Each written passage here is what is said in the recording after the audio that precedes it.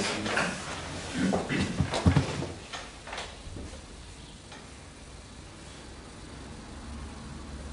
Áldunk és magasztalunk Téged, Urunk. Köszönjük, hogy megtartottál minket erre a mai napra. Köszönjük akkor is, hogyha még nagyon fiatalok vagyunk, és különösképpen is köszönjük, hogyha már több évtizeddel is megajándékoztál bennünket. Urunk, megvalljuk neked, hogy nem gondoltuk, hogy ilyen életünk lesz.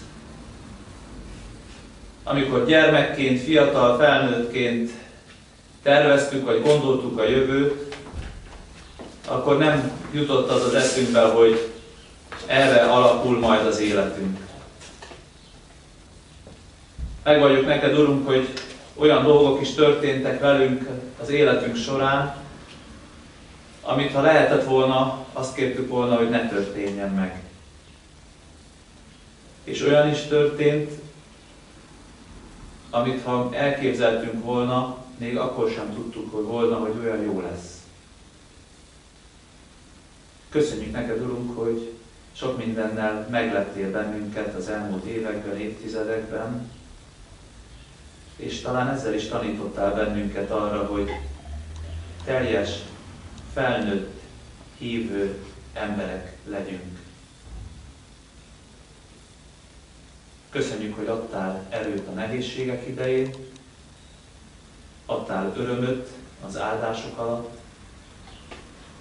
Hallgass meg a könyörgésünket, kérjük, hogy amikor a gyülekezetünkről, vagy személyes életünknek jövőjéről gondolkozunk, akkor legyünk ezzel tisztában, hogy sok meglepetés vár még ránk, örömteli vagy nehéz, de mi mindenkor szeretnénk a te kezedbe letenni az életünket.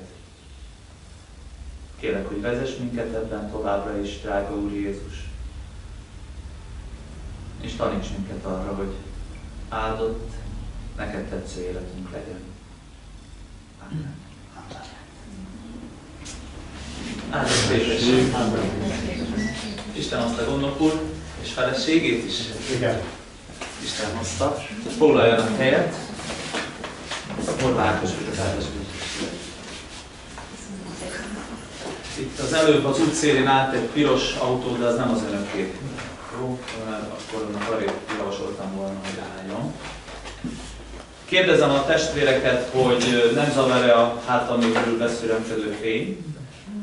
Vagy becsukjuk? Jó, az igét keressük ki a 2 Korintus 9-ből, tehát a második korintusi levél 9. fejezetéből, annak az 5. versétől a 11. versig.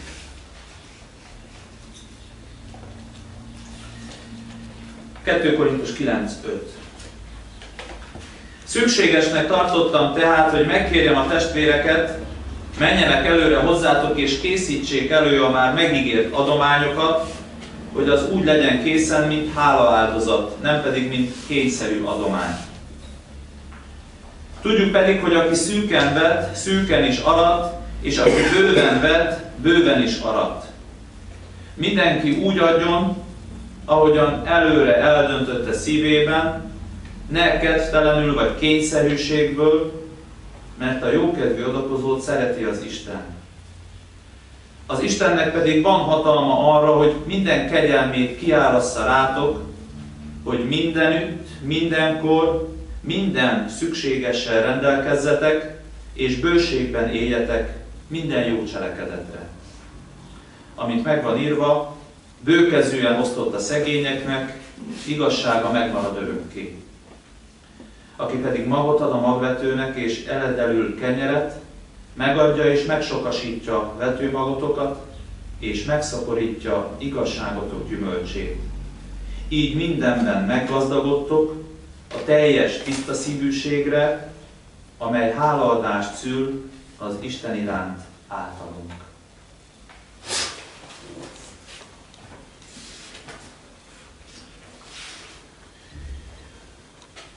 Nemrégen a rádióban hallottam, beszélgetett valaki a riporterrel, aki azt mondta, hogy szerinte jó lenne, hogyha az általános iskolákban a gyerekeknek gazdálkodásról is tanítanának. Hát én meg, mint gyakorló szülő, így azon gondolkoztam, hogy szegénynek kötelező testnevelés óra, tudom, hogy nagyon sok órájuk van a gyerekeknek, hogy minek okosítják ott a rádióban az embert, hogy még gazdálkodásról is legyen. És nagyon okos volt az ember, okosabb, mint ahogy én ezt gondoltam, meg talán nálam is, amikor azt mondja, hogy megdöbbentő, hogy az emberek mennyire nem tudatosan foglalkoznak a gazdálkodásukkal. Olyan alapszabályokat sem vetítenek le, vagy írnak le maguknak családok, akik mondjuk ezt meg is tehetnék, hogy mondjuk egy kitűzendő szabály, hogy a hónap elején befolyó jövedelem és a hónap végén kiadott teljes kiadásnak a végeredménye pozitívba kell, hogy maradjon. Nem akarok ennek a részletezésébe bemenni. Azért érdekes ez, mert mi is tudjuk, hogy miközben az emberek, főleg régebben egyáltalán nem tudtak sokszor jól gondoskodni a pénzügyeikről, addig szinte tudománnyá kezd nőni az, hogy hogyan vegyék ki a zsebünkből emberek a pénzt. Az, hogy a bevásárló központokban mit, hova tegyenek, hogy milyen zene szóljon meg egyéb, erre egy egész gazdasági ág épül már föl. És olyan jó abba belegondolni, meg érdemes, hogy vajon a pénzkezelésünk a hívő életünknek nem része? Vajon a pénz nem hitkérdés is? Hogy hogyan viszonyulok hozzá?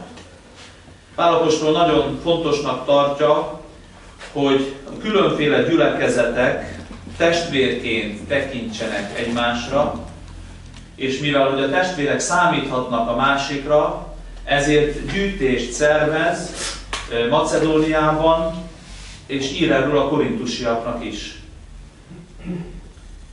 Jó egy kicsit elgondolkoznunk arról, testvérek, hogy mit tanít a Biblia a pénzkezelésről és az adakozásról.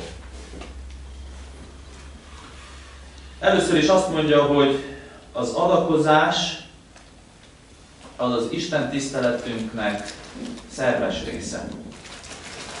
Persze mindenki gondolja, hogy igen, mi minden vasárnap, hála Istennek, szerintem bibliai módon fölajánljuk Istennek.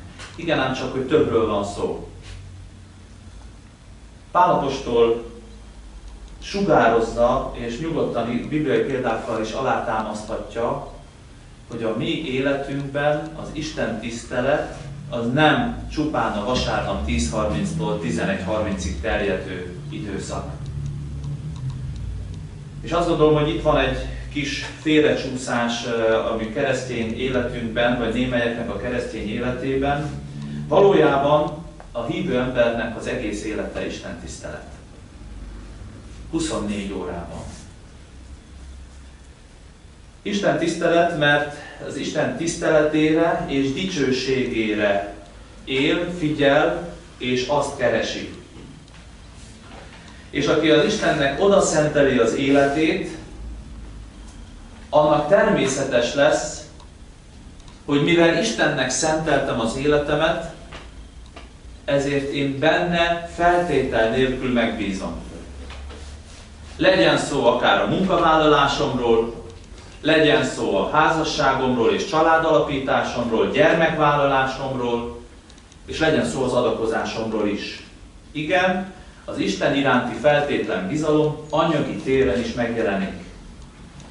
Úgy, ahogyan azt mondtam már többször, és tudjuk, hogy az adakozás gyakorlata elsősorban a szívnek a dolga.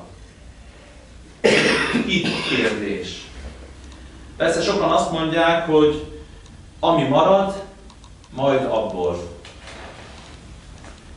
Nagyon sokan így vannak az Isten dolgaival is. Ki kell fizetnem ezt, azt, amazt, élni kell, és szeretnék majd utána adni. Hogy ez mennyire direkt módon van így, azt szépen elmondja, hogy hányszor kapjuk azt egyházfenntartással kapcsolatban beszélgetések alkalmával, hogy hát már nem marad.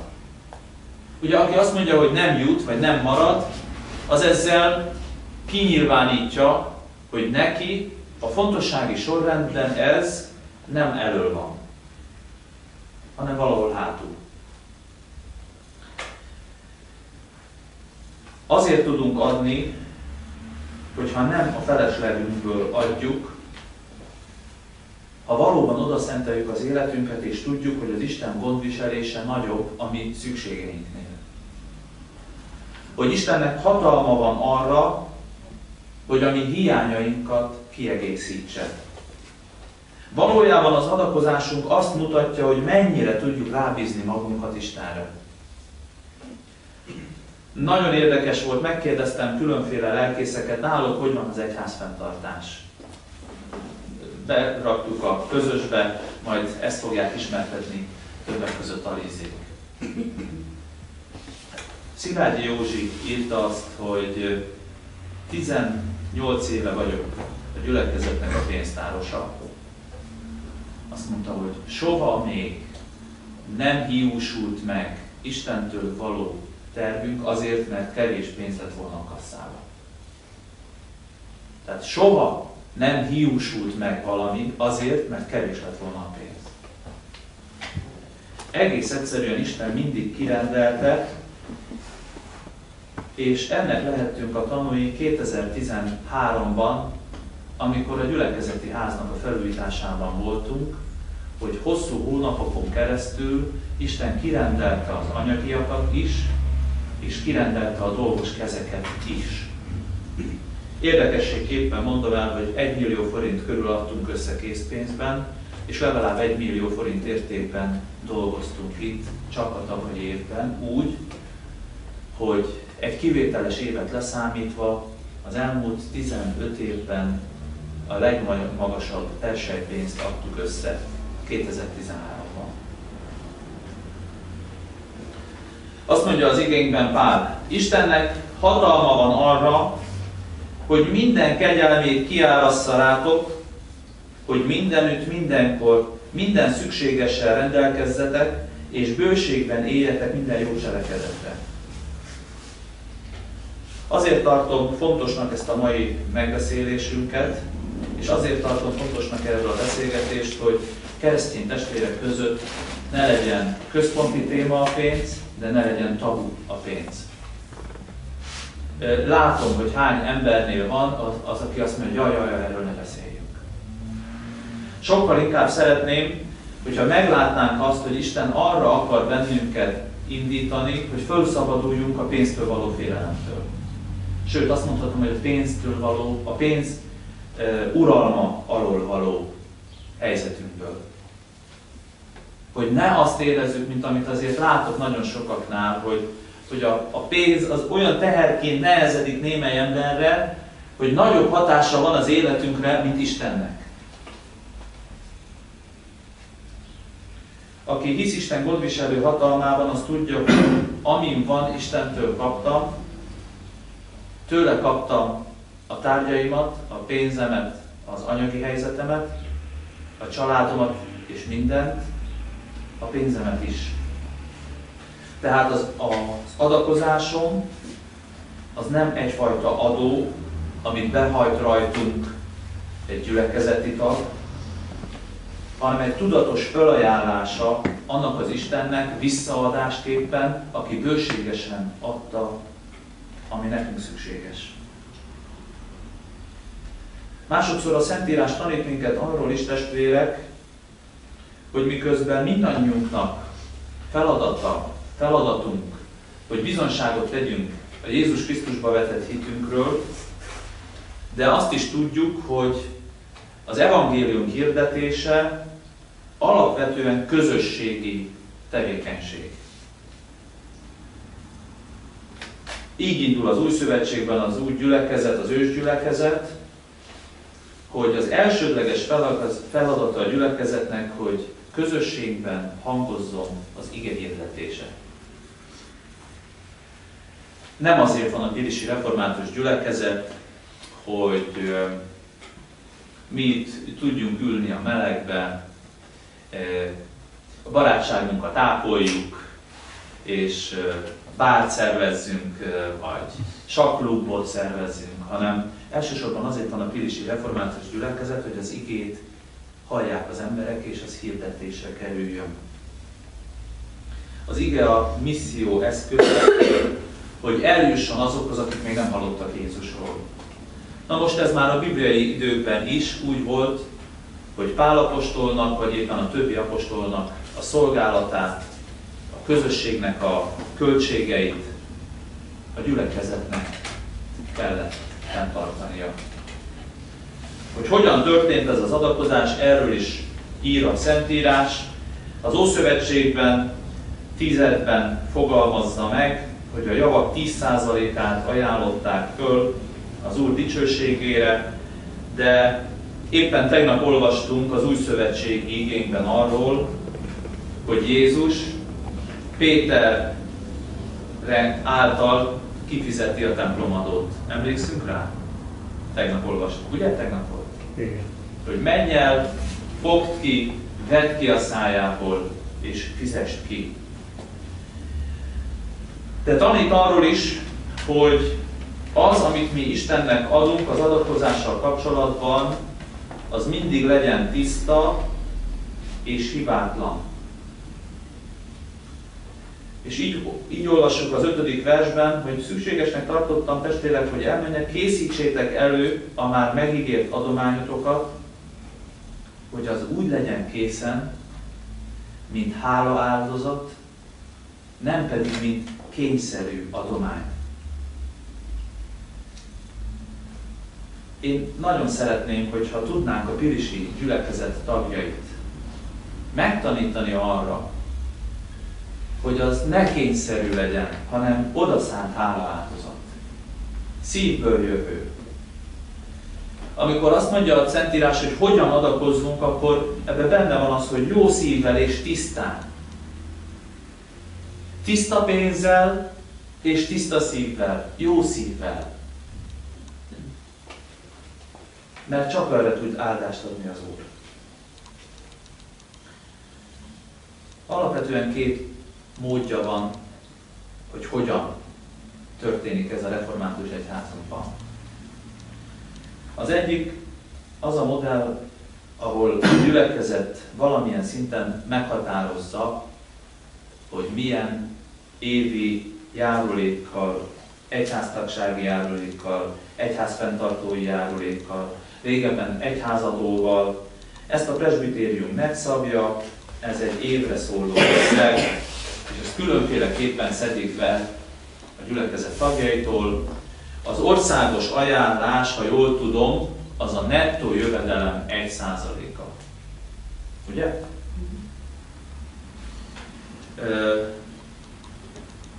Ez az egyik modell.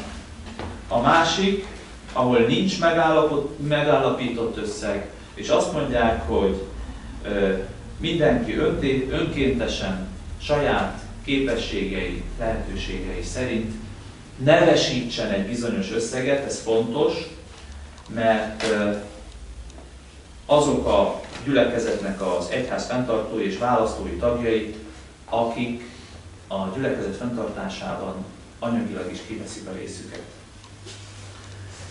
Nem tudom, hogy lehetne elmélyíteni azt az emberekben, az egész országban, nem csak Pilisen, hogy még mind a mai napig tévesen gondolják és mondják, hogy az egyházat támogatja az állam anyagilag, ezért nem érzi sok ember igazából a sajátjának, a gyülekezetének a fenntartását. Pénztárosunk, gondnokunk alátámaszthatja. A pilisi református gyülekezet nem kap és nem is kapott semmilyen állami pénzt rendszeres formában.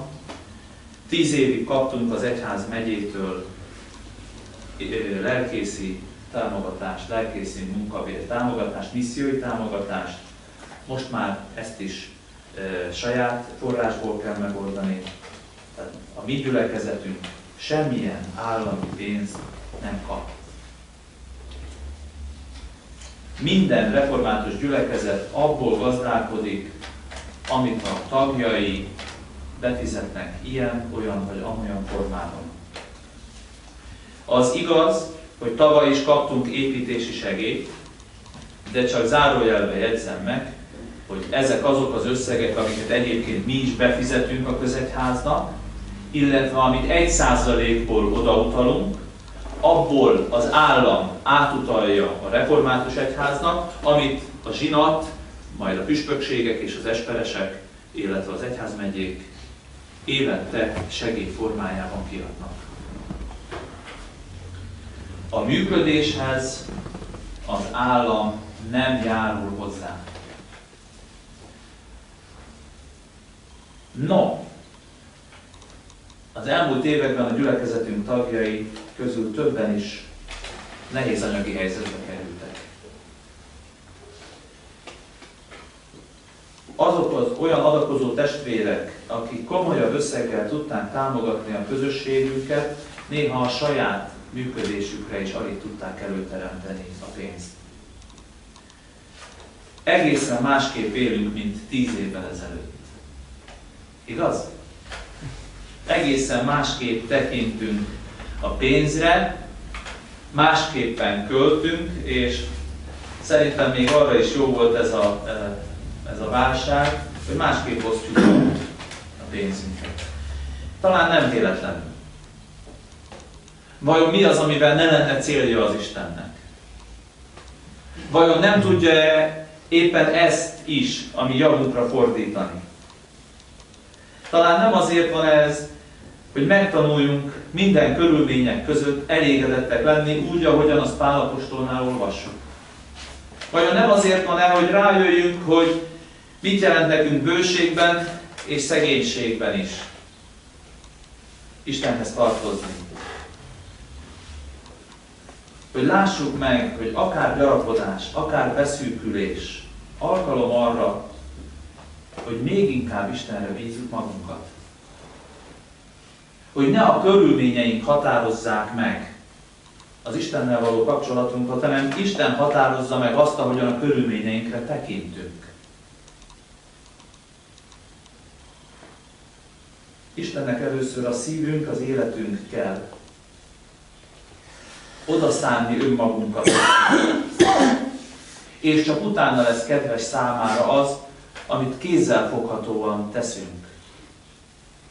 Hogy hozzájárulunk, hogy az ő országának a gyarapodása már itt a földi világban is elkezdődjön. Mit tehetsz hozzá te Isten országának az építéséhez? Olyan túl sokat nem. De lehetőségünk van arra, hogy Isten országának a hirdetése például itt a templomunkban is működjön. Ha így nézem, évtizedes hiányunk, hogy nem fűtjük a templomot.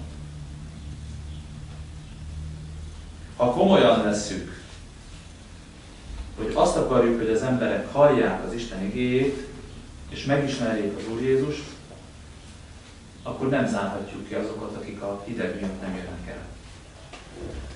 Ezt mondja Pál, be is fejezem, mindenki úgy adjon, ahogyan előre eldöntötte szívében, ne kedvtelenül vagy kényszerűségből, mert a jókedvű adakozót szereti az Isten. Az Istennek pedig van hatalma arra, hogy minden kegyelmét kiárasszalátok, hogy mindenütt, mindenkor, minden szükségessel rendelkezzetek, és bőségben éljetek minden jó cselekedetekre. Ha egy mondatban kellene összefoglalnom, hogy miért tartom fontosnak, hogy Isten igéje alapján gondoljuk újra át a gyülekezetünk anyagi fenntartását, nem fogom tudni egy mondatban, akkor 2-ben. Ha sikerült a belsőjes adományunkat Istennek tetsző módon megélni, akkor miért ne tehetnénk meg ezt az egyház fenntartással kapcsolatban is? Na, végül sikerült egy mondatban. Én nem tudom már elképzelni úgy a templomos istentiszteletünket, hogy ne ajánljam föl Istennek azt az adományt, amit az ő országának építésére az ige hirdetés után összeadakozunk. Azzal a reménységgel vagyok, hogy Isten lelke vezet bennünket ma is, és majd a presbitériumot is, amikor ez ügyben újra összejövünk, és tanítson meg minket arra, hogy hogyan segíthetnénk, hogyan nyithatnánk ki erre a gyülekezetünk tagjait, és hogyan élhetnénk meg ezt az egyház fenntartásunkkal is, amit a templomos versel jár, hogy ez sokkal több, mint pénzgyűjtés és pénzbeszedés. És sokkal több, mint egy intézmény vagy egy épület fenntartása, vagy egy fizetés kiadása. Adjon Isten ebben vezetés nekünk. Amen. Tehát, amint mondtam, a misszióról szeretnék beszélni, ahogy az egyház kinyújtott kezéről, amiről majd még később is fogunk beszélni. Csabit szeretném, hogy nagyon figyeljen rám, mert sokat kell váltani majd a képre. Szóval most képre. Először is azt szeretném lefektetni alapként, hogy a misszió az a mi küldetésünk. Ez egy nagyon kis aranyos kép. Jézusnak ez a parancsa a tanítványoknak, hogy menjenek el és tegyenek tanítványokká minden népet. És szeretném, hogyha ez lenne most a gondolatainkban átvezetésül a pénzügyi dolgokról, a délutáni témára, az érintés programra, mert a mi csoportunkban is nagyon sokszor előjött az, hogy mennyire összefügg ez a kettő. Tudom, hogy most csak egy ilyen kis részterületet vettünk ki ebből a gyülekezeti életből, az anyagi terheket, de mégis mindig a misszióra futott vissza a gondolatunk, a lelki megalapozottságra, a szívbéli dolgokra, és ez nem véletlenül van így, mert én azt hiszem és vallom, hogy az egyháznak ez az egyik legfontosabb feladata, a misszió. Egy kicsit az én missziói látásomról szeretnék most beszélni. Amikor a teológiára mentem, akkor nekem elég beszűkült látásom volt ezzel kapcsolatban. Én azt gondoltam, hogy a misszió az, hogy valakinek szólunk, hogy gyere el templomba. És ez így elég erőteljesen megváltozott. Ezek a kedvenc szemináriumaim, amik ezekről szólnak. Már első évben sikerem volt ebben a változásban. Egy missziológus szemináriumára tudtam elmenni, aki hosszas vitatkozás után igazából meggyőzött arról, hogy ez a misszió sokkal több ennél. És szeretném, hogyha nekünk is kinyílna erre a látásunk, hogy a misszió az nem csak az, hogy gyere el templomba, vagy nem is szólunk nekik, csak elvárjuk, hogy jöjjenek a templomba.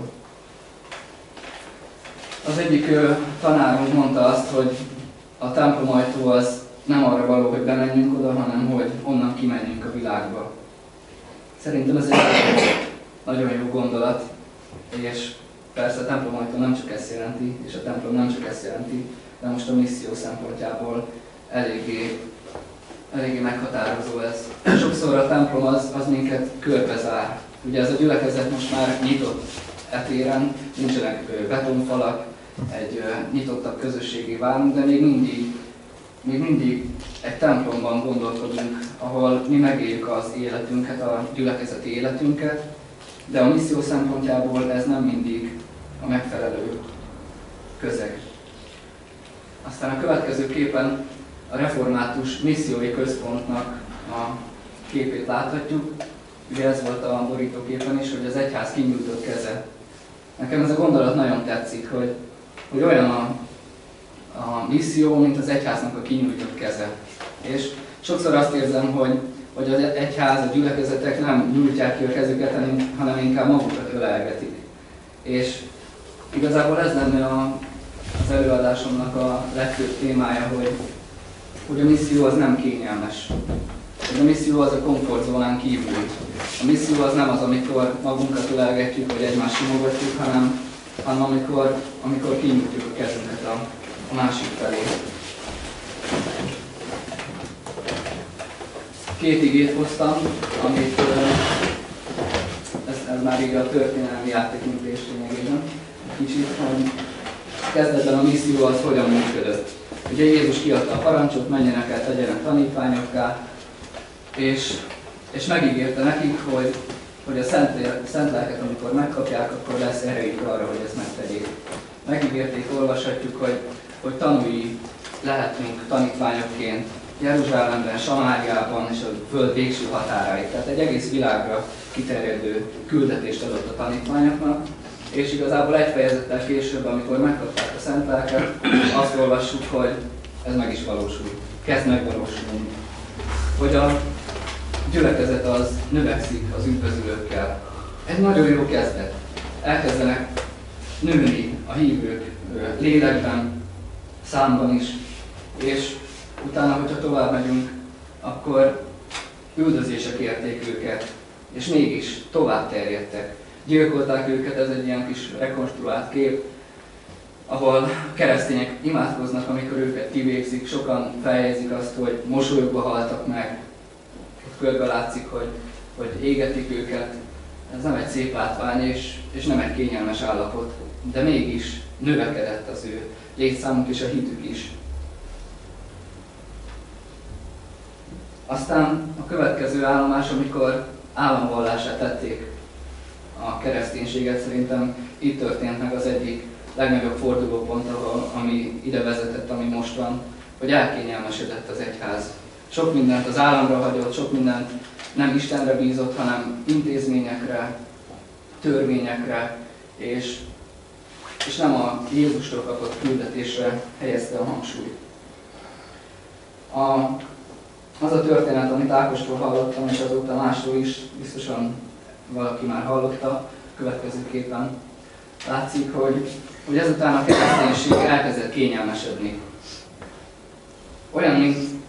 Ez olyan, mint egy tengerparton lévő falucska, ahol sok hajótörés történt, és az ottani emberek segítségükre akartak sietni, ezért egy szolgáló csoportot rendeltek el, hogy akik hajótörést szenvednek, ott legyenek mindig, gyorsan tudjanak nekik segíteni. Aztán az idő múlásával már székeket vittek oda, hogy ne átsorogjanak, felhúztak egy tetőt, hogy ne ázzanak az esőben. Aztán már nagyobb házat építettek, hogy ne fújjon be a szél, aztán szőnyeggel terítették le a padlót, hogy kényelmesebb legyen. Aztán tévét szereltek be, hogy ne unatkozzanak addig, amíg nem történik baj. És utána annyira elkényelmesedtek és eltávolodtak az eredeti céltól, hogy amikor hajótörés történt, akkor nem is mentek már ki, mert ott hideg van, fúj a szél, hogyha behozzák őket, akkor vizes lesz a szőnyeg, vagy éppen a több hete hánykolódó embereket bevinni a házba, az milyen már, akkor büdös lesz, és ezt nem tudjuk elviselni. Tehát értjük ezt, hogy mennyire eltávolodtunk az eredeti céltól. És úgy gondolom, hogy valami hasonló történhetett az egyházzal is, hogy Jézus kiadta a küldetést, és mi elkényelmesedtünk. Mi a törvényekre bíztuk, mi államra bíztuk a megoldást, és hogyha mondhatom ezt, akkor sokszor most is erre bízzuk. Az intézményes egyházra, a történelmi megszokásokra, hogy majd úgy is eljönnek, mert eddig is eljöttek. De főleg városban, de egyre több helyen változik ez. És szeretném, hogy ezzel tisztában lennénk, hogy ez az egyházi struktúra, ami eddig volt, ez most már megszűnőben van. És ez nem lesz fenntartható. Hogy mi elvárjuk azt, hogy ők bejöjjenek a mi kis várunkba, bejöjjenek a gyülekezetünkbe, és nem várhatjuk el tőlük azt, hogy olyan életet éljenek, úgy, hogy mi nem mutatjuk meg nekik, amit mi szeretnénk. Folytathatnám tovább a történetet is, de sok pozitív példával is, tehát nem annyira pessimistán látom én az egyház történetét és a misszió történetét sem. Voltak azért olyan ciklusok, amikor visszatértünk a helyes ösvényre, lássuk például a reformációt, amikor újra az igére helyeztük a figyelmünket, de mindig egy megszorított állapotban jött ez ránk. Utána az ellenreformáció idején, a kommunizmus idején, a világháború után mindig valami nehéz helyzet következtében jutottunk el arra, hogy mi a lényegről beszéljünk. És szeretném, hogyha most ezek nélkül is rájöhetnénk arra, hogy a misszió az mennyire fontos, hogy Isten igéje mennyire meghatározó ebben a világban. És amint a kép is látja, nem vagyunk apácak, nem vagyunk katolikusok, de annyira tetszett nekem az a kép, hogy ez egy világi fesztiválon van, és próbálják megszólítani az Istentől teljesen eltávolodott embereket. És én ebben látom a misszió lényegét, hogy nem kényelmesedünk el, hogy lebontjuk ezt a tengerparti házat, és igenis ázunk az esőben, de kész vagyunk segíteni az embereknek. És ebben az a legfontosabb, hogy mi tisztában legyünk azzal, hogy mi mit szolgálunk. Hogy örömmel végezzük ezt a szolgálatot, mert minket is átjár ez az öröm, hogy mi már megtaláltuk ezt az örömhírt, és erről másoknak is bizonságot tehetünk. És ez szerintem egy nagyon jó kép ismét, csak hogy ez a küldetés ez lehetséges. Jézus azt mondja, hogy menjetek el. Nem azt mondja, hogy üljetek le és várjátok az embereket. Most ezzel a bátorítással szeretnélek titeket ösztönözni arra, kedves szolgáló testvéreim, hogy kezdjük el a személyes missziót. Erről is szó volt egy-egy csoportnál, hogy csak a személyes beszélgetés az, ami hatással van az emberekre. Kezdjük el ezt a személyes beszélgetést az emberekkel a megváltóról, az örömhírről. Személyesen és hitelesen, örömmel végezzük ezt a szolgálatot, ahogyan az adakozást is. Mert így tudjuk csak betölteni, de így be tudjuk tölteni Jézusnak a parancsát. És így minket is átjárhat az az öröm, hogy Isten használ bennünket, és hogy az ő dicsőségére tehetünk valamit. És így lehet ez a pilisi közösség egy lelki család, egy befogadó közösség, egy olyan sziget, ahol Istennel találkozhatunk. És így új életek is születhetnek. És ez a kereszténység lényege. Ezért beszélgetünk az adakozásról is, a pénzügyi dolgokról. Nem azért, hogy Ákos jobban éljen, vagy hogy fűtés legyen a templomban. Nem ez a legfontosabb dolog, hanem az, hogy emberek hittre jussanak, és örök életre. És utoljára a kérdés, hogy Jézus küld téged, és hogy te erre mit válaszolsz. Isten segítsen meg bennünket, hogy mi erre igennel tudjunk válaszolni, hogy mi el tudjunk menni, és hogy megtörténhessen ez a csoda, amit ő megígért, és amit láttunk a Bibliában is, és itt Pilisen is megvalósulhasson ez. Így legyen.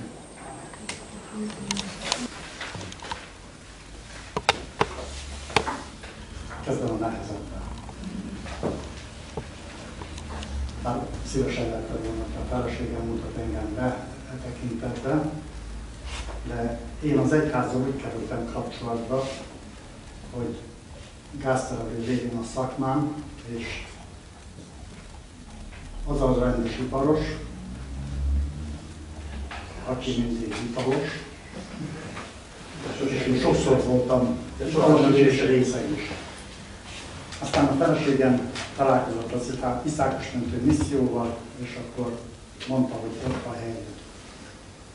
Én nem voltam semmilyen felekezet, meg voltam keresztelve, és nem voltam én vallásosságon. Azt mondja, hogy 18 évig imádkoztam.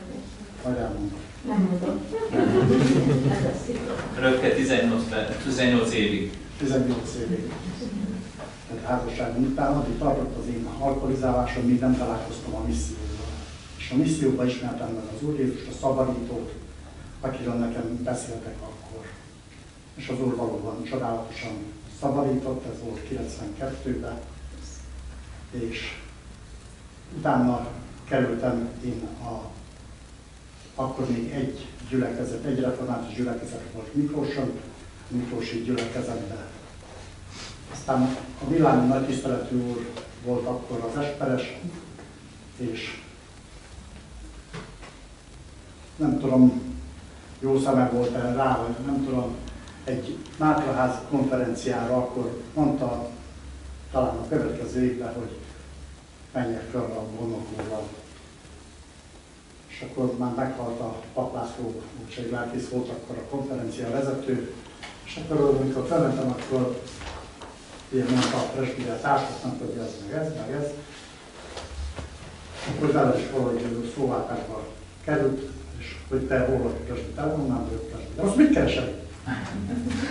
Aztán estén bizottságot tettem a vacsora után, akkor is fent az ebédlő volt, hogy mit keresek itt, vagy mint, és akkor utána a helyem volt ott. Aztán helyem lett a falusi ügyjelbe, akkor még úgy magunk között azt mondjuk, hogy a falusi gyülekezetbe presbiter lettem, és 14 évet eltöltöttem a presbiterként, amikor a presbitériumban előjött az a dolog, hogy a világi nagytiszteletű úr ott szolgált már 20 akár éve, és hát mégsem sikerült megszólítani a lakótelepet úgy, hogy a lakótelepi emberek részesei legyenek a közösségnek. És akkor fogalmazódott meg az, hogy hát létre kellene hozni valami ottani prédikáló állomást, és majd meglássuk azt, hogy lesz ennek valami foganatja, jövője, vagy valami, ha nem, akkor majd valami másra fogjuk azt a szépületet használni. És akkor hát ebben indultunk el, és az Úristen ebben is tudott eszközként használni. Egy konferencián voltunk a feleségemmel, szintén ott az Iszákos-mentő misszióban, és ottan beszéltem arról, hogy milyen terveink vannak, és az egyik lelkésszel, ahogy beszélgettem, ő rákérdezett, hogy és mégis úgy látod, hogy el tudjátok tartani gyülekezetet, vagy valami. És a lelkész, hát mondom, hogy ha Istennek úgy kedves, akkor bizonyára el. És akkor megszólítottunk lelkészeket, persze akkor mi nem volt gyülekezet. És eljöttek lelkészek megnézni azt a helyet, tehát én úgy megmutattam nekik, hogy körülbelül ez a vadászterület, erről lesz szó, de hol a gyülekezet? Hát majd itt lesz. Hát ebből majdnem mindenki azt mondta, hogy hát nem erre vártam, és nem jöttek tovább. Aztán amikor ezzel a lelkésszel beszéltem, akkor te azt mondja, én tudok egy lelkészt, együtt voltunk a teológián, és azt a éjjel kettőt, hogy megkérdezték, hogy hol akar szolgálni, lakótelepen. Mondja, hogy összehozott vele, és akkor... Ez ki volt? Ez ki volt? Ez a harmadik kerület. Ne, de ki ajánlotta? Jonna Dolcik, ő Moszkvai. Akkor ő is a Kék Keresztben hozzátása volt. Onnan volt az ismeretség nekünk. És akkor 2-3 hét múlva egyszer hívott az András, hogy kijönnének, mondta, hogy kicsoda ő, meg minden, és kijönnének hozzánk. Mondom, persze, mondom, jöjjenek, és akkor majd összehozom a lelkésszel. Hát ő nem a lelkésszel akar találkozni, hanem vele. Hát neki is bírom, hogy megmutattam a vadászterületünket, megmutattam a leendő épületet, tehát akkor az még egy siralmas helyzet volt, de ő már akkor belelátta ebbe a gyülekezetet. Aztán nem voltam gondom, de presbiterességeim is nagyon kezdetén voltam, feleségével jöttek ki oda hozzánk, aztán ahogy beszélgettünk, kéznél volt egy mindennapi kenyerünk, kezében nyomtam, nem a napok prédikálj ebből nekem, hogy a mai üzenetet. Kicsit meglepődtek, de aztán nem volt más választás, aztán vállalták ezt, prédikáltatottam, és akkor hát utána volt az, hogy elvittem őket a lelkészünket a világi tiszteleteshez, és akkor volt, nem akarom műteni, bemutatkozó szolgálatuk, mindent, tehát ők belelátták a gyülekezetet. És 2000-ben volt az első, értünk el oda, azzal a kis épülettel, hogy hát ettől 2 nagyobb termet. Az egyik terem az ekkora volt, a másik az egy nagyobb terem, hogy hát nyílt akkor a Tesco-s, akkor ilyen akciók voltak. Hát ennyi széket kéne venni. Vasárnap délután presbiterek lelkésznél együtt a világi tiszteletesen elmondták, hogy vegyünk 50 széket, hátra. Aztán az akción fölbuzdul a de 100 szék. 2000 karácsonya előtt volt az első istentiszteletünk, és az első istentiszteletre már úgy tudtunk helyet adni, hogy tudtam azt, hogy a faluban, a Karzaton vannak ezek az összecsukható székek, még onnan hoztunk át 20 széket. És hát ahogy a gyülekezet elkezdte a rendszeres alkalmakat, mindig felházunk volt, és ezt láttuk, hogy az első évben kinőttük ezt a termet, mert úgy küldjék át az adás, hogy a szószék ki volt nyitva az ajtó, és akkor két irányba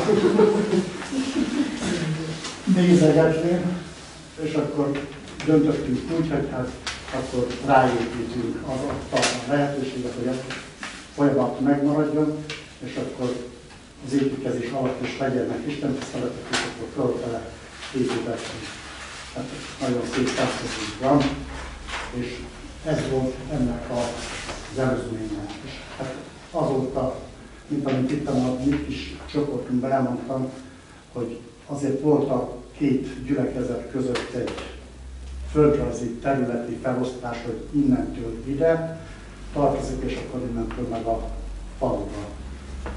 Persze ez nem egy olyan kötött dolog volt, hogy most én szívesebben vagyok a faluban, akkor legyünk a faluban. Részletek nem túl érdekesek, de béke van a két gyülekezet között, és szeretet van tehát azóta is. És még ebben az évben szeretnénk templom szentelést, mert most értünk még oda, hogy hát ugye egy új templomnál sok mindenféle előírás, a lifttől kezdve mindenféle tűzvédelmi dolgok, hogy használóvétel engedélyt kapjunk. Hát ebben az évben szeretnénk így, hogy tölteni az íráspontot, és amikor a szalkai nagy tiszteletűvel szóba jött, hogy mit szeretnénk, akkor az nem úgy van, hogy hát templomot szenteltek, az a miénk is. Tehát ők is részesei akarnak ennek lenni. Voltak is már olyan közös rendezvények, ami az egész városban megmutatók magunkat, hogy vagyunk fákjás felvonulással egyik templomtól a másik. Én bocsánat, hogy szólok, szeretném kiegészíteni, amit nagyon-nagyon fontosnak tartok, hogy mikor elindult ez, és aztán a presbitereket is úgy megválasztották. Nem úgy jött ez össze ez a rengeteg ember, hogy hát most jöttek, hanem ki lett osztva minden embernek, hogy hová menjen, és felkopogtattunk minden lakótelepüléshez. Ez tudni kell hozzá, hogy ez így működés. Tehát nem az égről pottyantak le ezek az emberek, hanem ellettek így. Sőt, még mondhatja azt, hogy elmentünk hozzájuk. Nem el kellett volna, meg elmentek. Ez azért épült ez a missziós lakótelepi gyülekezet. Hogy akik jött-mentek, azok ugyanaz hová menni. Tehát ugye Miklósnak ugye a közgazdasága 5-6 ezer fő. Most 36 ezer körül van Miklósnak a lakossága. Hát ez, mint ahogy itt is hallottunk, már sokan bevándorolt, és ezeket az embereket akartuk megszólítani. Aztán majd, hogyha valakik végig csinálják ezt, én ajánlom nagy élmény, ezt a kérdőíves dolgot, hogy az emberek, akikről azt hiszük, hogy hát ez aztán mindent meg fog mondani, de amikor így szemtől szembe kerülünk egymásra, akkor egész más lesz a beszélgetésnek a kimenetele. Én nekem sok időt vett igénybe, mert én tudtam, hogy hova akarok kiukadni, aztán nyugdíjas vagyok, rá is érek alapon, de őket is megkérdeztem, hogy egy kis csalás volt az én dolgaimban, mert többféle módon meg lehet szólítani. De ezt csak azért mondom el, hogy bátorítás adjak arra, hogy lehet. Szakmánál fogom, most is szoktam még dolgozgatni, aztán amikor elvégeztem a dolgomat, ottan kinél voltam, ugyanígy mondom, látom, hogy van még kis idő beszélgetni. Válaszolom neked néhány kérdésre. Hát, persze, mit más választása volt. Aztán elkezdődött a beszélgetésünk. És akkor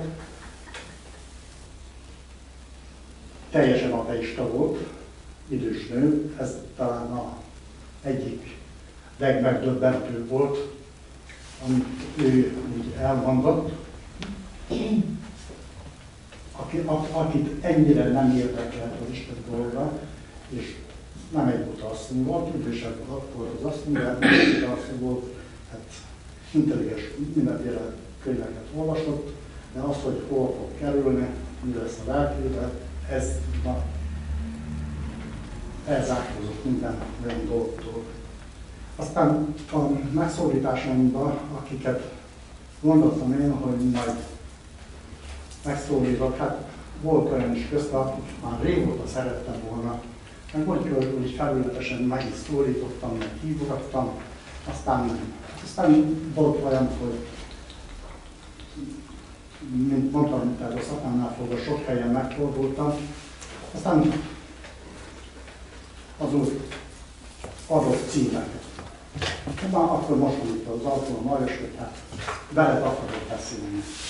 És akkor felhívtam, hogy felmondom, én olyan sokszor segítettem már neked, segíts most nekem, mert mondom, szakmát kellett változtatni, már mint a riportál.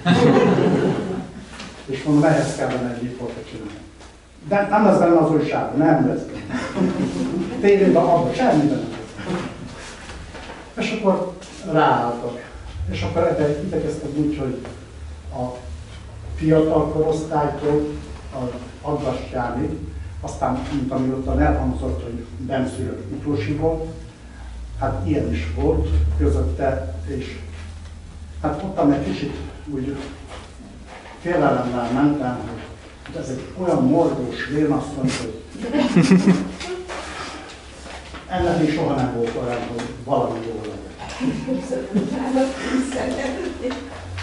Aztán mentem ehhez az asszonyhoz, és mondom, lesz, ami lesz, elküldés, akkor még semmi gond.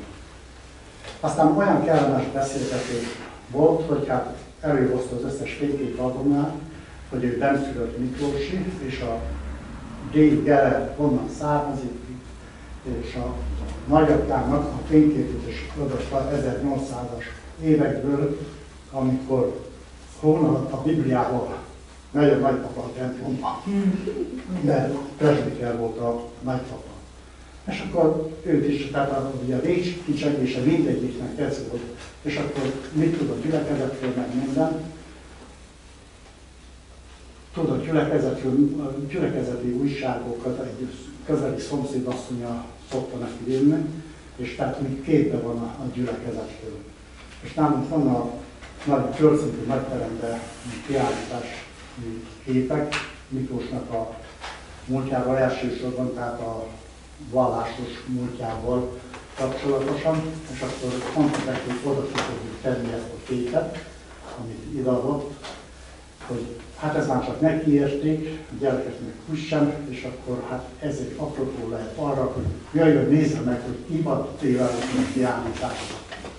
Aztán még egy fiatal embernek mondom el azzal való riportomat, ugyanaz az épületben lakik, ahol én, ez a 130 lakásos ház, csak néhány lépcsőházzal van éve. Mondom, hogy legyenek fiatalok is benne, aztán ezt is felhívtam, hogy szeretnék riportot csinálni valamelyik szakmászozta. És hát ő úgy szívesen, mint a felesége is volt, ez még jobban nőtt.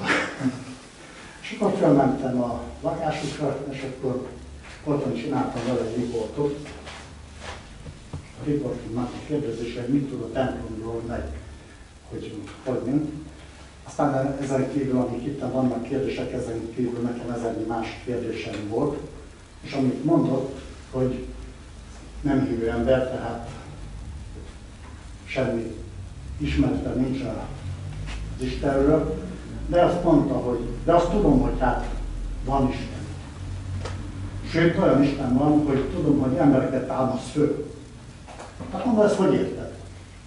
Hát mondja, hogy hát tudom, hogy hát van a Dénes bácsi, az Éva néni, akik alkoholból szabadultak, ismerte előtte az életüket, és lássa most, hogy emberileg már rég nem kellene élni.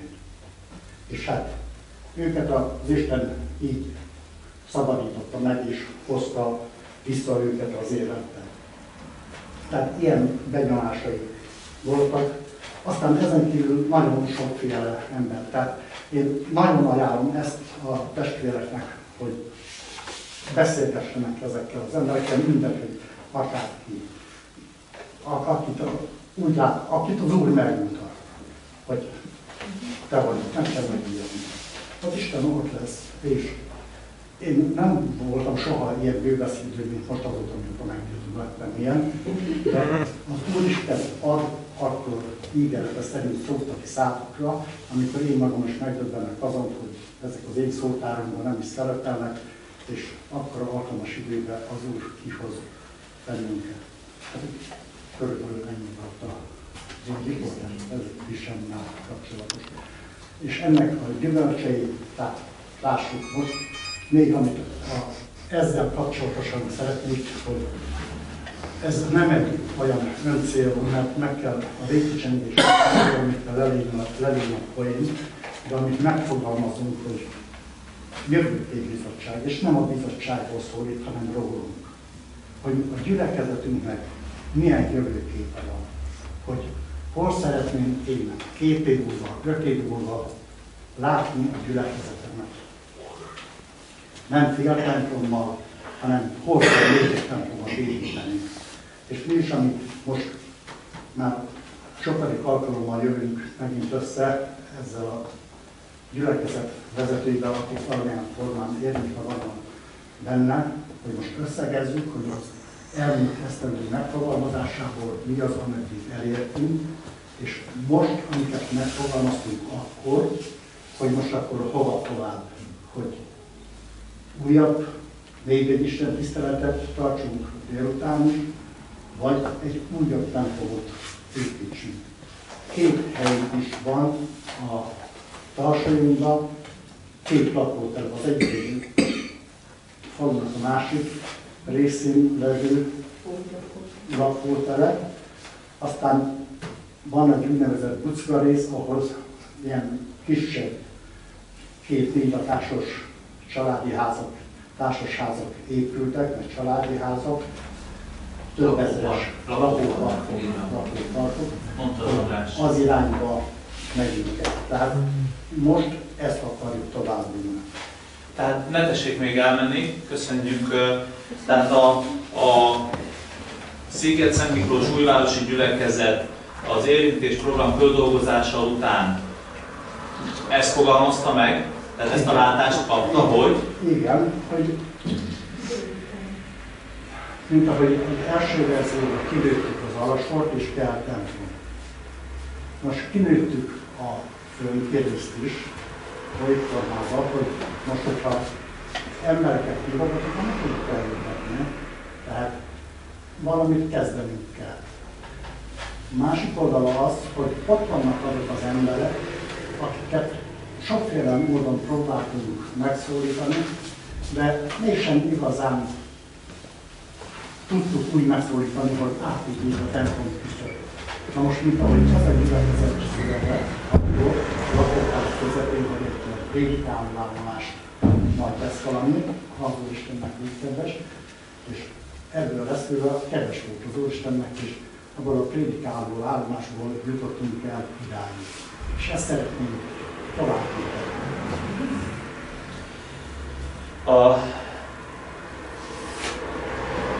Nemrég hallottam a rádióban, most nagyon reklámozzák ezt a Dal című versenyt. És ott mondta el nagyon jól az egyik főszervezője, hogy hogy itt a győztes kimegy Koppenhágába, az csak a hab a tortán.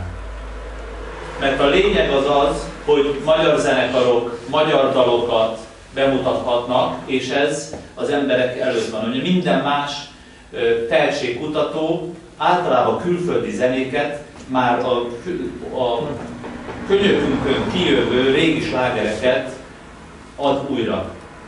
Zárójelbe teszem, nem véletlenül amerikai produceri irodák a saját dalaikat játszatják az X-Faktorban meg a Megasztárban, mert akkor még nem csak az SMS díja megy hozzájuk, hanem a jogdíj is hozzájuk meg. Zárójel bezárva. Annak idején a zsinat kérte, hogy egy bejövő információgyűjtés történjen meg, de nekünk ez csak habatortán.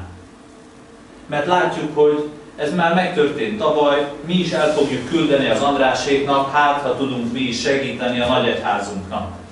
De a lényeg nem ez. A lényeg az, hogy ez egy segítség, ez egy segítő fonál arra, hogy mi megkérdezzük a körülöttünk lévő nem aktív testvéreket, hogy hogyan látják az egyházat, és hol van nekünk a találkozási pontunk. Néha ezt többször elmondtam már, de nem biztos, hogy mindenki emlékezik rá. A missziónak az egyik legkiemeltebb igéje, az amikor Pál apostol az Areopagoszon fönt van, ahol az összes Istennek van szobra, ami egy zsidó ember számára maga a micsoda? A maga a ciszonyat, a fertő. Erre egy pilisi református azt mondaná, hogy én ilyen helyre nem is megyek. Ehelyett Pál apostol végignézi, magában hogy mondják, teljesen föl van háborodva, és megtalál egy szobrot, amire az van írva a biztonság kedvéért, hogy az ismeretlen Isten. És azt mondja, hogy testvérek, ez a mi találkozási pontunk. Mert akit ti nem ismertek, az valójában a világ mindenségnek az ura. Úgy gondolom, hogy ez is egy ilyen lehetőség számunkra, hogy kinyissuk az ajtónkat. Talán most Ferenc pápa mondta azt, ugye, hogy Jézus mondja, hogy kopogtatok az ajtón, a templom ajtón. Azt mondja, most már ott tartunk lassan, hogy Jézus az ajtón kopogtat, és azt mondja a templom ajtón, hogy engedjetek ki. Engedjetek ki.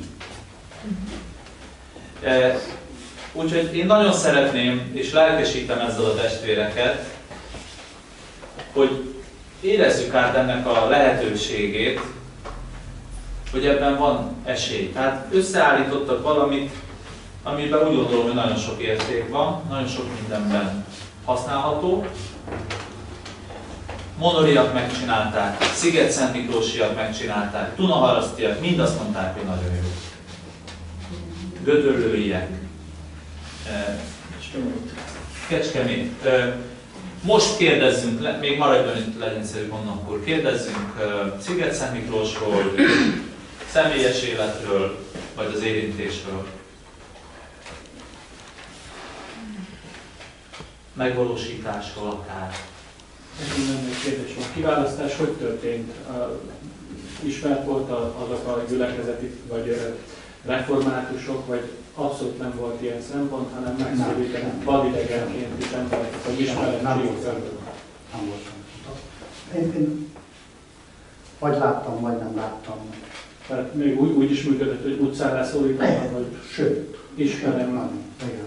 Mari néni, Igen. rájön. A lényeg az, hogy a vélemény alakuljon, hogy mit tud az idegen ember erről a közösségről, vagy... Hogy lát nincs? Név nélkül, ugye? Persze. Engem nagyon sokan ismernek, tehát 34 évet igazán dolgoztam, és alig van olyan lakás, ahol valamilyen oknál fogva nem fordultam volna meg.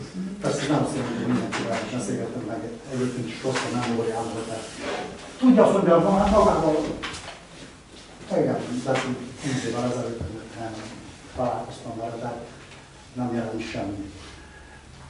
Úgyhogy bárkit. És mi ez úgy működött, lakásra oda menni, megbeszélt időponttal, és akkor egy fél órás, 20 perces beszélgetés volt. Vagy az utcán, vagy időpont. Voltam spontán ötlet, mint mondtam, voltam, mint dolgoztam nála, és akkor elvittem majd dolgot, akkor azért fölszerelkezve mentem. Ott volt egy gyülekezeti újság, meg egy mai ége. Aztán akik kötélnek át, hajlandóak voltak, jutottak azokat. Olyan egyébként igen kaptak a gyülekezeti újságot és a mai égét.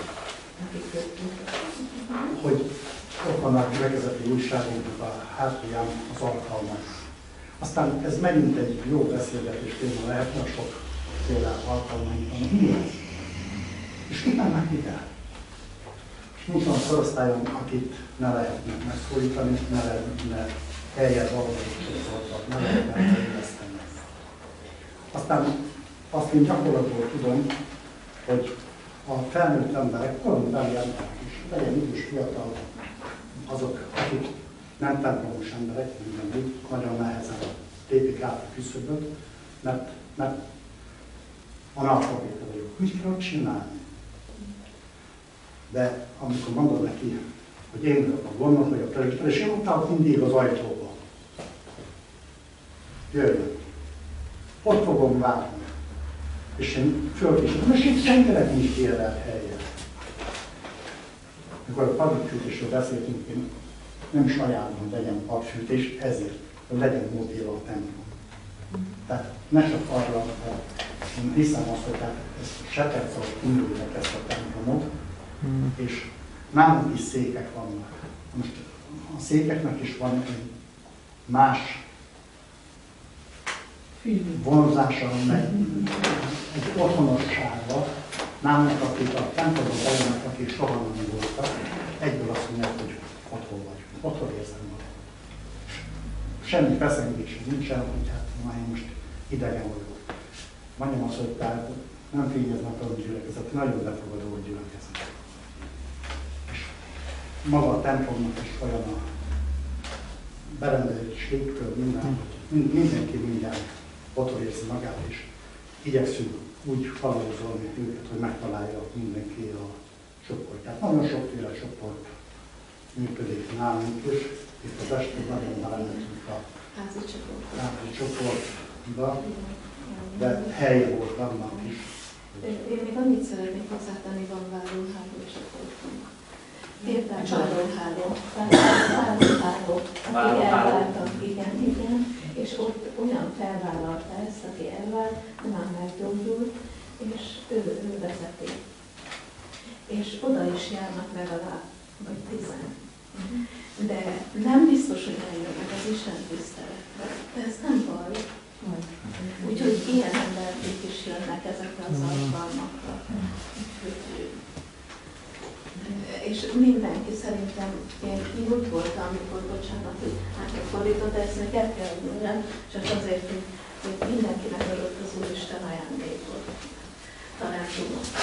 És nekem, mikor a férjem megszabadult, 2 hétig vele voltam, én is felmentem be a gyógyító alkalomra, és valahol együtt gyógyultunk, mert ahol egy alkoholista van a családban, minden személybeteg, a gyerekektől kezdve a feleség, minden.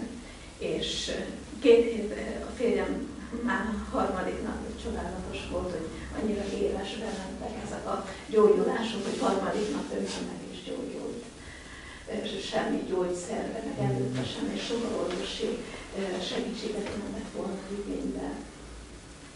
És természetes, hogy én is ezáltal gyógyultam, és akkor én azt mondtam, amúgy is szociálisan nagyon érzékeny vagyok, talán így is születtem már, és hogy azt mondtam, na én most erre a pályára lépek, hogy ezeken az embereken segítsek.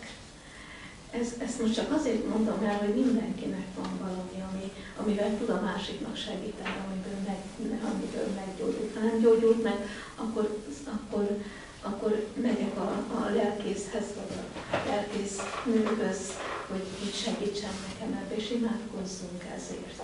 És akkor nálunk a Kék Kereszt úgy lett, hogy én annyira olyan tűz volt bennem, meg olyan vágy, hogy amin én átmentem, és hogy van ilyen, hogy csoda, és meggyógyul, akkor a többinek is lehetséges.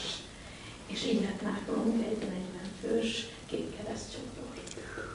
És én azóta is ezt csinálom, és elhívottam szól szenvedélybetegek felé.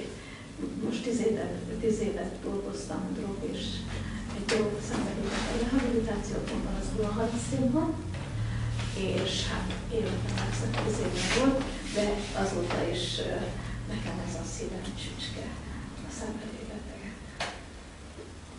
Úgyhogy mert azok is nagyon, én úgy voltam vele, nagyon jó voltam, egyszer a Zoli bácsi mondott, hogy tulajdonképpen egy minőségi emberek, és miért is isznak? Azért, mert nem érték el azt, amit szerettek volna valahol. És azt mondják, muszáj nekik inni, mert nem bírják másképp, nem vagyunk egyformák. Az egyikünk erősebb, a másikunk gyengébb. Úgyhogy, na, én csak ezt szerettem volna elmondani, hogy kinek mi van a szívén, hogy kinek tud segíteni, és azt keressenek. Köszönöm. Igen, vagy még csatlakozva ehhez, hogy van gyászfeldolgozó csoport. Tehát akik jött akár az ismeretségi körülbe, nem tudja feldolgozni, vagy kevésbé ezekről, ugye ahány ember, annyiféleképpen. Tehát működik nálunk ilyet is. Érdemes. Ha elviszed, ha tőle nem fog elmenni, de ha te elmész vele, elviszed, akkor van bátorság. És ugyanezek a keresztkérdések is, és a keresztkérdéseket már nem tudom mondani, csoportot csinálják végig, és ezekből nőttek ki ezek a csoportok. Ilyen évben most 10 fős csoportot. Jó, és még annyi volt jó, hogy én elmentem aztán másik munkahelyre 10 évvel ezelőtt, és még ott én elvégeztem egy 2 éves lelki gondozást, és így jó, hogy aztán a gyülekezetben is ezt tudom. Ezt még el akartam mondani. És nincs olyan nálam, hogy nincs, hogy bármikor szólnak, hogy ne legyen időm. Én képes vagyok ott az ebédet, mindent. Na. Én nem azt mondom, hogy mindenki ilyen legyen, de én megtehetem, mivel már csak ketten vagyunk Lajossal. Úgyhogy a család az kiröpül. Köszönjük. Van-e még kérdés akár az érintés programmal kapcsolatban? Én ott belefolytottam a sót a testvérekbe, Norbertnek a beszámolója után. Hogy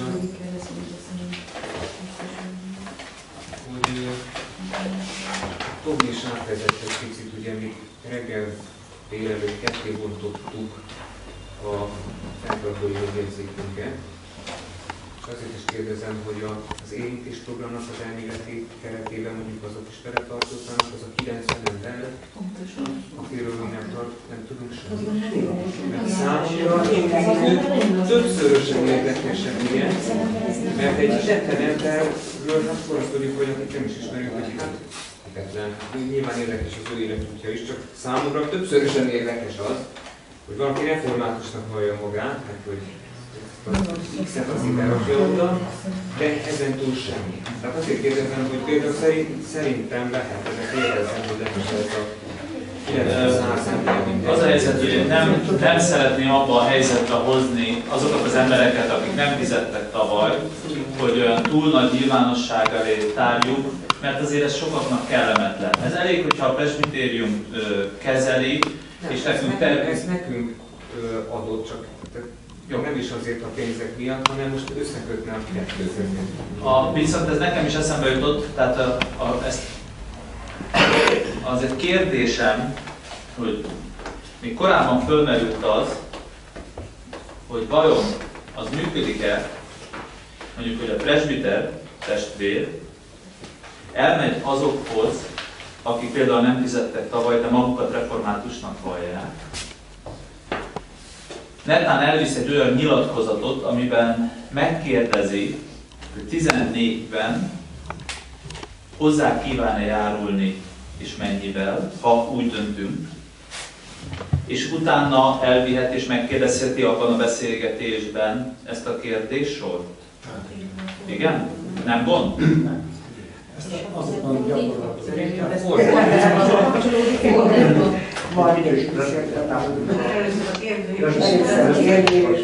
Akkor kétet kell kizárnunk a választói részétől. Aztán nagyon nagy létszám volt, akiket kizártak. A Laci bácsi, ő a legidősebb gyülekezeti tagunk. Testvérek, várjunk még egy kicsit, én ezeket ismerem. Én megkérdezem őket. Ő volt a pénztáros is, meg minden. Persze, hogy akarunk, csak hát ide járok, oda járok, dolgozni, le vagyok kötve, meg minden, de akarok, és fizették az egyháztagságot. Aztán volt, ami nem. Az is tiszteletbe kell tenni. 300 vagy 400 akár mennyi volt az első választási művészítmény, amikor letisztítottuk, lettünk 200 akár meg 200 több. Jó. De most van egy 340. Tehát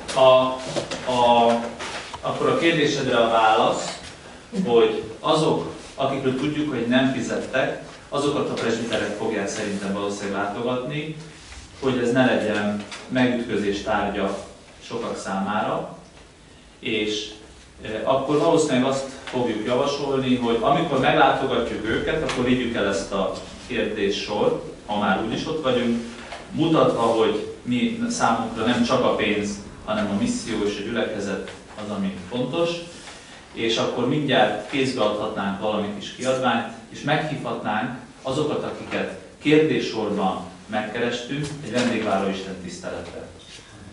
Az Alice-nak a kérdésére a válaszom, hogy még egy ilyen megbeszélést nem fogok összehívni. Mert most erről egy egész délutánban 25 embert tájékoztattunk, és az Isten tiszteleteken én mostantól kezdve azt fogom hirdetni, de a következő alkalmunk az már akkor lesz, amit most fogunk kijelölni, amikor már elmentünk 5-10-20 helyre, és behozzuk az információkat. Ez egyébként is mondom, még 3 összejövetel jelent majd. Valószínűleg ezek vasárnap délutánonként lesznek, de még erről egyeztetünk. Mert nem szeretném, ha szétforgácsolnánk az erőinket, és a csendes napokat sem akarom erre felhasználni.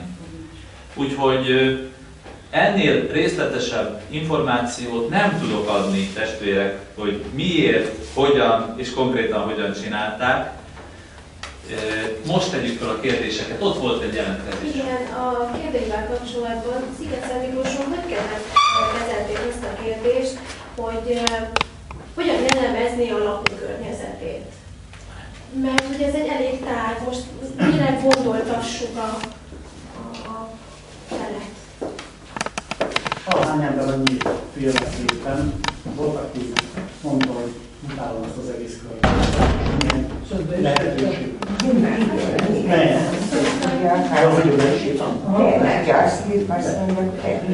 Mire gondol a lakóhelyére gondol, vagy pedig a szomszédomat utálom, vagy vallási szempontból a lakókörnyezetet? A világtól van elsősorban. Úgyis megválaszolom. Én nem tudom nem kérdezni, hogy mire gondolnak itt. Akkor megmondod, hogy hát egyáltalán nem mondjuk az előzőben, hogy hát hogy érzi el magát, és Ürisen, vagy a gyűlőben, hogy Bizony. a szomszédaink. Ugye nem dől össze a világ, hogyha az egyik kérdésre nem kapunk választ. Tovább kell menni, tehát Nyilván valami biztos, hogy ki fog emelni Lehet, hogy a szomszédaira gondolok, Istenet utcájára. Ilyen bökítő. még egy kérdés. Igen. A néni elment a kiállításra? igen. Idős már, tehát a névede Sőt, azóta is, tehát ő várja azt, hogy tehát mindig vigyen meg. Nem, de legyen szó vissza.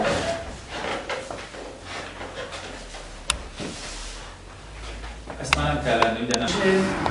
Ha lehet ilyet mondani, de ha talán többször megnéztünk hasonlót, én mégis erre a mai alkalomra gondolnám azt, hogy kimondhatjuk, hogy egyfajta innovációs ponthoz érkeztünk. A megújulásnak egy újabb pontjához érkeztünk el. Hálaadással mindazért, ahogyan eddig éltünk, amit eddig megéltünk, ahogy eddig működni tudtunk, de úgy látszik, hogy tényleg eljött az ideje, hogy megújuljunk az életvitelünkben, az életvezetésünkben, az életgyakorlatunkban, amelynek ennek a megújulásnak ugye az egyik sarkalatos pontja pontosan az anyagi kérdéskörünk. Ami két alaptétel lehet, legalábbis én így összegeztem magam számára, hogy az innováció miben, a megújulás miben mutatkozzék be. Az első pontunk az mindenképpen az konszenzusra jutottunk, hogy szükséges, hogy legyen folyamatos a tanítás, legyen folyamatos a szemléletformálás, a gondolkodásmódnak, a hitbeli megközelítésünknek a karbantartása ilyen vonatkozásban is, az anyagi teherviselés, az egzisztenciális működésünkért érzett felelősségvállalásnak a gerjesztése, a felelősség erősítése. Nem hiszem, hogy ezek nagy szavak, Zsuzsi. Én nem, azt gondolom, hogy nem nagy szavak. Az, hogy folyamatosan kapunk tanítást, inspirációt arra, hogy ez a kérdéskör fontos legyen a számunkra, egyértelmű kell, hogy legyen. Lehet ez szó, sőt legyen is szóbeli tanítás, meg legyen írásbeli, írásos tanítás is. Legyenek cikkeink, legyenek akár pásztori levelek, lelkipásztori levelek, és a honlap, mint lehetőség. Nagyon-nagyon fontos. Ez az egyik, tehát a tanításnak a folyamatossága, a másik pontunk pedig, hogy legyen folyamatos a tájékoztatás. Ez is segíti azt a fajta gazdaszemléletnek a kialakítást, mert ezt akarom kijönni a tanítással is, hogy érezzük már mindnyájan azt, hogy gazdája vagyunk ennek a gyülekezetnek, a felelős gazda odaszánásával hordozzuk ezeket a dolgokat. Volt egyszer az egyik ökumenikus imaórában az volt az idénk a egymás terhét hordozzátok, és olyan jó volt akkor arról tanítást hallani, hogy hogyan is van ez párhuzamban, az egymás terhét hordozzátok, meg mindenki maga terhét hordozza. Egy kicsit beszélgettünk erről, és jó volt ezt tudatosítani, hogy mindenki a maga terhét hordozza eredeti szövegben, a porció kifejezés szerepel. Azt a porciót, ami a tiéd, azt a részt, tehát nem azt jelent, tehát sokszor ezt félre szoktuk érteni, ez a lényeg, hogy egymás terhét hordozzátok, egymás nehézségeiből közösséget vállaljatok úgy, hogy a nagy egészből mindenki a maga kicsi porcióját azt vállalja fel. És amikor Katika arról beszélt az előbb, hogy figyeljünk arra, hogy mire van elhívásunk, mire van küldetésünk, mire van karizmánk, mire van, milyen feladatot szán nekünk a Jóatyán, akkor ezt élhetjük így is. Akkor mi az én porció a közös teherviselésből? És ez természetesen anyagi értelemben is értendő. Mert aki már porcióját fölvállalja, a maga kicsi részét fölvállalja, az már valahol biztos, hogy átéri azt, hogy én is gazdája vagyok ennek a gyülekezetnek. Azzal együtt, hogy naponta hálát adni olyan mennyei gazdában, aki meg rengeteg ígéretet, hogy a gondunkat viseli, és hűségesen elkísér és betölti minden szükségünket. Tehát folyamatos a tanítás és folyamatos a tájékoztatás. Azért is fontos, hogy a folyamatos tájékoztatás, lásd havi egyenleghirdetés és a többi, amiről beszélgettünk itt, hogy átlátható legyen a gazdálkodásunk, hogy egyfajta felnőtté válását is segíti a gyülekezeti tagoknak. Tényleg nem igazán kémisztatott kiskorok, és a belsőt érzem a bedobálni csupán, hanem felnőtt elhordozóvá válok, és legalább tényleg, bocsánat, a szói képbe vagyok folyamatosan, hogy hogyan élünk, mi gondunk van, hol tartunk. egy mondom felnőtté válást, az átlátható gazdálkodás, ugye ez a transzparencia, ez olyan jó szó szokott lenni a politikában, meg az üvegzsebprogram, meg a többiek, hát hadd legyen a mi zsebünk is ilyen átlátható önmagunk számára, saját magunk számára. Megújulásra vár az egyházfenntartásnak a rendszere, a járulékfizetés differenciálása. Magamot felállítottam 3 kategóriát annak alapján, amit a csoportok elénk adtak, a járulékfizetés rendszerére, a reális, az optimális, meg az ideális kategóriáját.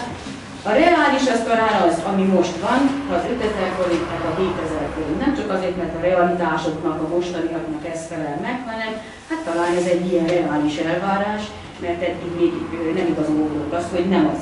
Az optimális lenne az, amit itt többen vágyakozólag megfogalmaztunk, hogy mindenki a saját nettó jövedelmének az 1%-át havonta beadhatná porcióként a közösbe, de legalább havi 1000 forint per hó, az ideális meghatározó. Tehát van egy reális, van egy optimális és van egy ideális modellünk, lehessen választani mindenkit a maga hite, a maga látása, a maga elkötelezettsége, hadd indítson arra, mi meg aztán imádságba hordozzuk, hogy egyre többen legyenek azok, akik hitben, elköteleződésben felvállalják legalább az optimálist. Megnyilatkoztatni lehetne mindenkit, akár, hogy melyiket választja ezek közül a 3 közül. Több biztosításon van, és időnként, amikor fordulós a biztosítás, akkor a pénzintézet kiküldi a választás lehetőségét, hogy na, fia, most az elkövetkező negyedévben mit válasz? Azt vállalod, hogy eddig fizetsz, amit eddig fizettél, vagy egy kicsivel többet, vagy sokkal többet. És akkor ők mindig tájékoztatnak, hogy ha többet választol, akkor mennyi lesz a hozam, mennyi várható nyereség. Maradok a régi rendszernél, hát akkor tudjuk, hogy az ilyen igazságos szakmilyenkor, vagy mit választasz. És hát kinek a lehetősége szerint ezt eldöntheti, hogy mit választ, de olyat meg ne engedjük, hogy nem választ semmit sem. Még talán ezen is álmodhatunk, hogy ha pénzt nem tud fölvállalni semmit, akkor a 2 kezének a munkájával válaszol. Legyen egy egyéb, de akkor azt is nevesíti meg, hogy miben. De a porciót, azt a terészedet, azt senki nem fogja megtenni helyetted. Azt vállal fel. Változatos formákat találtunk ki eddig is, azt gondolom. Meg kell imádkoznunk még. Biztos vagyok benne, hogy akár a presbiter testvérek mellett teszik le a voksukat. Ott pedig szerintem teljesen a fantáziánk, a kreativitásunk és a nyilván a életvezetése által van a legnagyobb szabadságunk, hogy milyen egyéb, a nem tervezhető, nem fix dolgokban, hogy milyen szolgálatokat és milyen forrásteremtési lehetőségeket találunk ki. Az ifjúság például az azt mondom, hogy korszakálkodókor tavaly ezzel a 100 000 forintos dologgal teljesen szabad csak a fantáziánkat elengedni, nyilván megimádkozva. És a másik nagy terület a misszió területe. Szentlélek által vezetetten, terv szerint és elkötelezetten. Azt mondom, ez a 3 alapillér, amin elindulhatunk, hogy folytatjuk az utunkat. Talán az elkötelezettebb és a hangsúlyozottabb kifejezés lenne az, amit én most nagyon aláhúznék. Tehát sokkal tudatosabban, sokkal elkötelezettebben, sokkal inkább számtalan kellene ezt a szolgálatot tennünk, és ez nem csak arra vonatkozik, hogy a misszió szolgáló csoportunk az inkább még csak egy pótkeret, mert nincs benne aktíva, nagyon ügyet. Tehát lélek által vezetetten, terv szerintem elkötelezetten, és ennek a 3-nak a ígisze alatt fölvállalni az érintés programot. Lajos Bátyánk Szemnek Katifánk személyes példája nyomán, én a kettőtöknek a példájából nagyon sok mindent tudnék aláhúzni, a személyes. Azt húztam alá, hogy személyesen. És ez nem csak azt jelenti, hogy kiküldök, tehát személyesen, testileg, hanem hogy mindenemmel együtt, aki vagyok, beleállni ebbe a szolgálatba. Nem csak egy kérdező biztosként, mint a nyílszámlálók szoktak kimenni annak idején, hanem tényleg lelkemmel, testemmel, mindennel odaszántan, teljes valóban benne lenni ebben a szolgálatban, és így hidakat építeni, és így kapcsolatokat teremteni, időszámba, imádkozva. Szolgálócsoportonként is, azt elmondta, azt mondom, hogy mi azért tanítványság szolgáló csoport, mi biztos, hogy össze fogunk jönni előtte, mielőtt elindulunk. Én nem igen merném fölvállalni, hogy úgy menjünk el szerte a világba, hogy nem imádsággal kezdenénk, ne összekapaszkodva, ne áldást kérve, és akár egymást megállva ezzel a szolgálattal, vagy mielőtt elindulunk, hogy talán ne kelljen úgy eljönnünk, hogy bemutasítok nekem, hogy már akkor rázzátok le a sarotokat, hogy minél kevesebb olyan hely legyen, ahol nem állnak velünk szóba, ima nélkül, áldás nélkül, nem igen indulnánk el, de hát majd mi ezt a magunknak összedolgozunk, hogy mit fogjuk ezt megtenni. Van mire támaszkodunk, ez az utolsó gondolatom, a saját múltunkból is. Ezért is hálát adhatunk, hogy nekünk nem előről kell kezdeni. Most egy újulás van, egy más módszer, egy megújult erővel, egy árnyalt szemlélettel, egy más módszertannal tehetjük ugyanazt, amit már tétován, meg féllábbal, meg sután, meg esve, meg bukva, de már elkezdtünk, és tulajdonképpen amit az a gyülekezet működik, folyamatosan tesszük. Most megpróbáljuk újra összeszed erőt koncentrálva, még tudatosabban, más módszerekkel, más összegekkel, más programokkal. De van már hagyományunk, azt gondolom. Ahol meg hiányosságunk van, ott meg érdemes elgondolkodni, hogy miért van, hogy a családlátogatások rendszere miért nem akar megéledni a gyülekezetünkben. Talán mondjuk az most az ideje, hogy ez a program, ez erre is felszabadít bennünket, hogy megtanuljunk itt a családot látogatni. Én azt gondolom, hogy körülbelül ennyire jutottunk. Maradt neki valami az összegzésből, amit úgy éreztek, hogy fontos volt a mai napról. Vagy nem volt. Nekem személyesen annyira bennem van, hogy amit a Tomi mondott a misszióval kapcsolatban, hogy lép ki a kényelmi zónából. Hogy én biztos ezt is el fogom vinni magammal, hogy akár az anyagi kérdésekben, ahogy a nap elején, hogy ott is a kényelmi zónából kell kilépni, átgondolva másképpen, meg főleg a misszióban.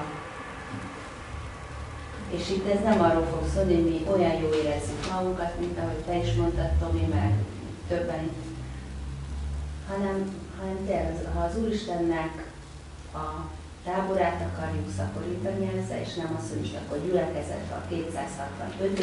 vagy 3., akkor biztos arra ad állást az Isten. Köszönöm szépen. Annyit mondtam. Talán elsőre úgy tudni, hogy kapcsolható-e mai napunkhoz. Múlt héten az IFIN volt ez az ige, ezt vettük. Nem azért választottam, mert nem lett volna ötletem, hogy mi legyen a mai napra, akkor legyen ez, hanem mert megfogott üzenetre. Ez János evangéliumának a 10. része, az első 18 vers, amikor Jézus a jó pásztorról tanít. János evangélium a 10. rész, első 18 vers. A jó pásztor. Bizony, bizony, mondom néktek, aki nem az ajtó megy be a juhok aklába, hanem másfelől hatol be, az tolvaj és rabló.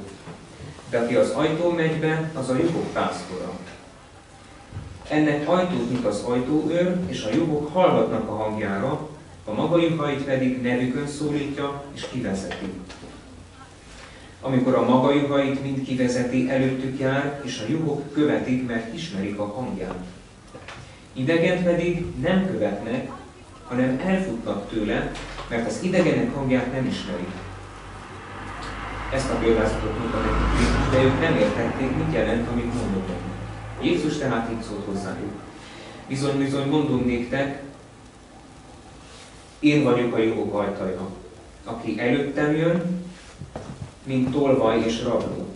de a juhok nem is hallgattak rájuk. Én vagyok az ajtó. Ha valaki rajtam átmegy be, megtartatik, az bejár és kijár, és megelyőre talál.